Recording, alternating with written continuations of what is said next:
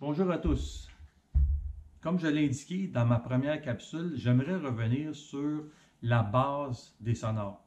Donc, c'est quoi un sonore? C'est quoi un échosondeur en français? Et quelles sont les composantes? Comment ça fonctionne? Et de plus, j'aimerais répondre à la question que j'ai laissée à la fin de la première capsule.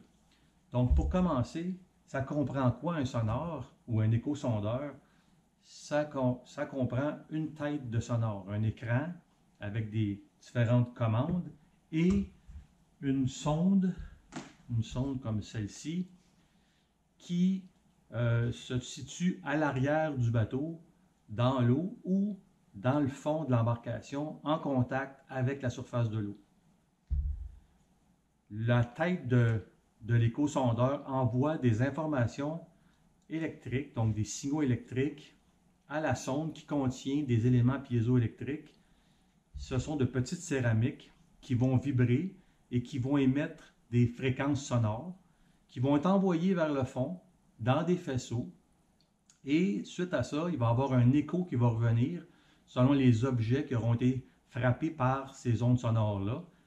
Et à ce moment-là, l'information est retransmise à la tête du sonore ou de l'échosondeur par le câble électrique pour des fins d'interprétation. Donc, la façon dont ça va être représenté dépend de la taille du sonore. C'est quoi la technologie qui est à l'autre bout? Je vais vous expliquer ça dans 2 minutes.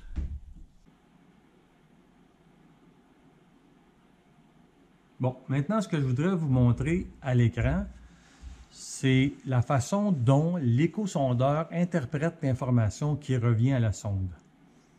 Donc, ce qu'on voit à l'écran, c'est une représentation numérique des premiers sonores qui sont apparus sur le marché, qu'on appelait des flashers ou des clignotants.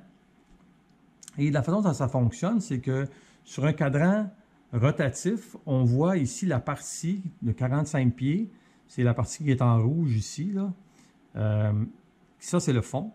Et à partir du fond jusqu'à la sonde, on voit les objets qui sont dans le faisceau. Donc, n'importe quoi qui pourrait se trouver entre le fond et la sonde du sonore. Comment ça s'est représenté maintenant dans les sonores modernes? Donc, c'est représenté de la façon suivante, comme dans le cas de Hummingbird, on peut faire afficher ici à droite de l'écran ce qu'on appelle un sonore en temps réel. Donc, c'est l'équivalent de ce qu'on voyait tantôt dans le cadran rotatif.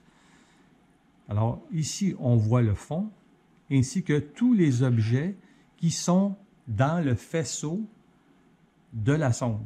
Donc, entre le fond et la sonde, tant et aussi longtemps qu'il y a un objet qui se situe dans le faisceau, il va y avoir une petite ligne qui va venir apparaître ici.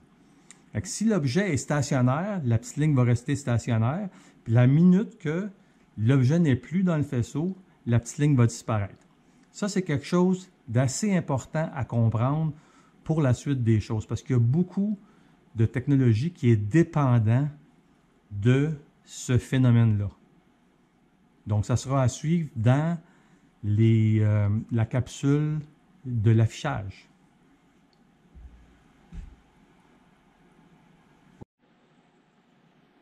Donc, pour résumer, les échosondeurs envoient des fréquences sonores dans l'eau pour bien mesurer la profondeur ainsi que détecter tout objet qui aurait dans le faisceau entre la sonde et le fond.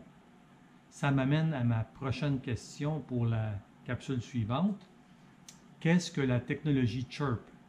Est-ce que c'est une meilleure définition d'écran? Est-ce que c'est des plages de fréquences qui sont envoyées pour une meilleure définition? Ou c'est une nouvelle palette de couleurs pour les écrans? À bientôt!